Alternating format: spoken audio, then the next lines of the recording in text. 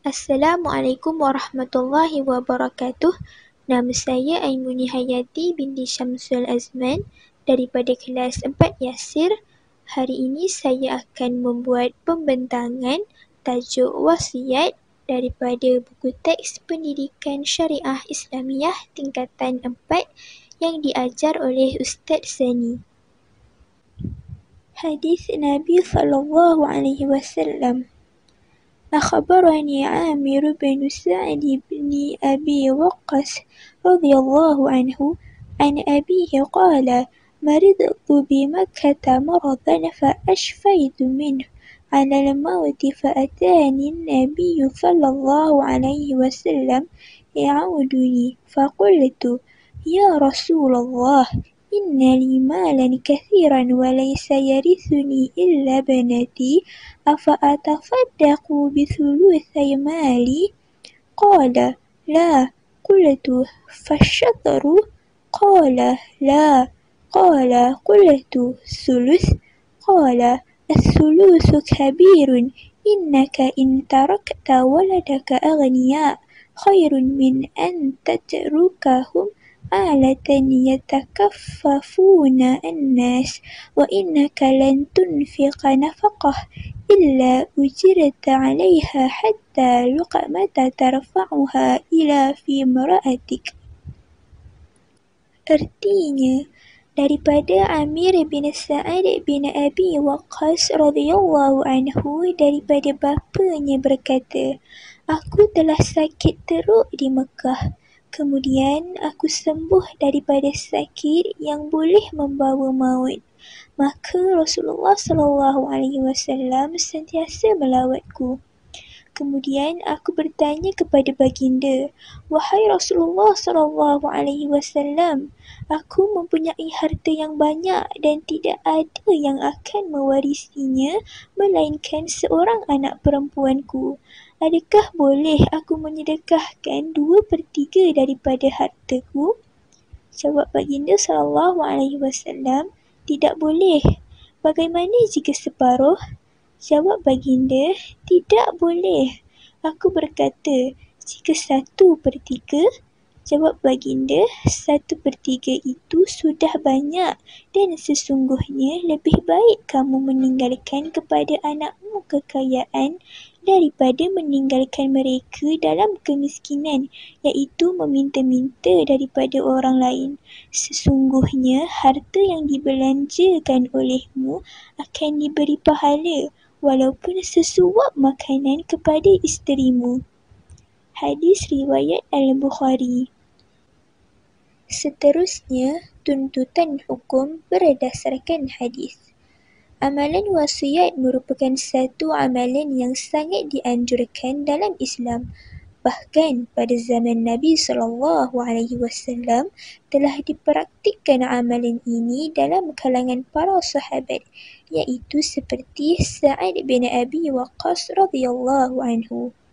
Wasiat mempunyai persamaan dengan pusaka kerana kedua-duanya berkuat kuasa selepas kematian. Ketika Sa'ad bin Abi Waqqas radhiyallahu anhu hendak mewasiatkan 2/3 hartanya, Rasulullah SAW menegahnya. Dalam hadis tersebut telah diterangkan tentang kadar wasiat yang tidak boleh melebihi 1/3 harta. Pelaksanaan wasiat membolehkan seseorang ahli waris keluarga terdekat yang terhijab daripada mewarisi harta pusaka oleh sebab tertentu dapat menerima harta si mati. Sebab tu kita kena ikut hadis Rasulullah SAW. Seterusnya, pengertian wasiat. Dari segi bahasa, wasiat bermaksud berpesan. Dari segi istilah, wasiat ialah pesanan yang dibuat oleh seseorang kepada seseorang yang lain supaya melakukan kebaikan terhadap harta yang dimilikinya selepas pemberi wasiat meninggal dunia. Maksudnya kat sini, orang yang memiliki harta, dia buat wasiat, dia buat pesanan. Dia berpesan kepada orang yang bakal menerima harta dia tu nanti lepas dia meninggal dunia supaya dia berbuat kebaikan terhadap harta-harta tersebut.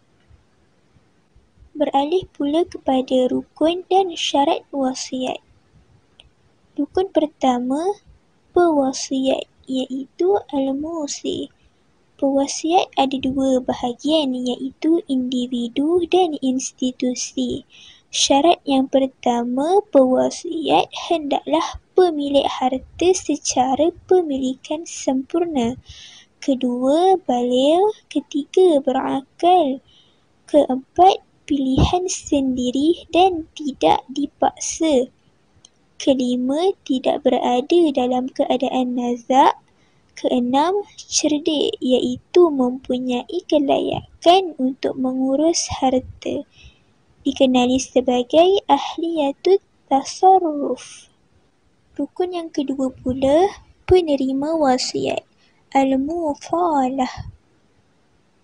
Syarat yang pertama, diketahui dengan jelas siapa penerima wasiat tu. Yang kedua, mestilah mempunyai kelayakan untuk memiliki dan mengurus harta. Yang ketiga, bukan seorang pembunuh kepada pemberi wasiat. Yang keempat, bukan orang kafir, iaitu mestilah orang Islam. Yang kelima, bukan ahli waris. Maksudnya, bukan anak-anak dia yang bakal menerima waris tersebut. Mesti orang luar, mesti orang lain. Okey, rukun yang ketiga, harta yang diwasiatkan, al-musabih.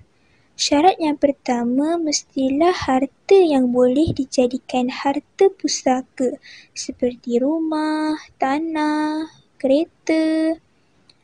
Syarat yang kedua, harta yang bernilai pada syarak. Mesti ada nilai harta tu. Yang ketiga, harta kepunyaan pemberi wasiat.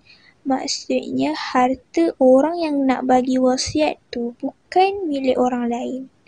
Yang keempat, harta yang bersih daripada unsur haram. Contohnya harta tu daripada curian ke, tak boleh. Yang kelima, harta itu tidaklah melebihi 1/3 daripada harta pemberi wasiat. Okey, rukun wasiat yang terakhir, yang keempat ialah sirah, iaitu ijab dan qabul. Syarat yang pertama, boleh menggunakan lafaz sharih atau kinayah. Yang kedua, qabul mesti diterima jika penerima wasiat individu. Jika institusi, tidak disyaratkan qabul. Yang ketiga, qabul tidak disunatkan masa tertentu. Yang keempat, qabul tidak disyaratkan dengan segera walaupun pewasiat telah meninggal dunia. Okey, sekarang kita lihat perbezaan antara wasiat, pusaka dan hibah. Wasiat pengertiannya ialah pesanan yang dibuat oleh seorang kepada seseorang yang lain supaya melakukan kebaikan terhadap harta yang dimilikinya selepas pemberi wasiat meninggal dunia. Waktu berkuat kuasa setelah meninggal dunia. Maksudnya, selepas pemberi wasiat meninggal dunia, mati, barulah penerima wasiat menerima harta tersebut untuk berbuat kebaikan. Kadar tidak lebih 1/3 daripada hartanya, ikut hadis Rasulullah SAW. Penerima wasiat yang pertama bukan ahli waris.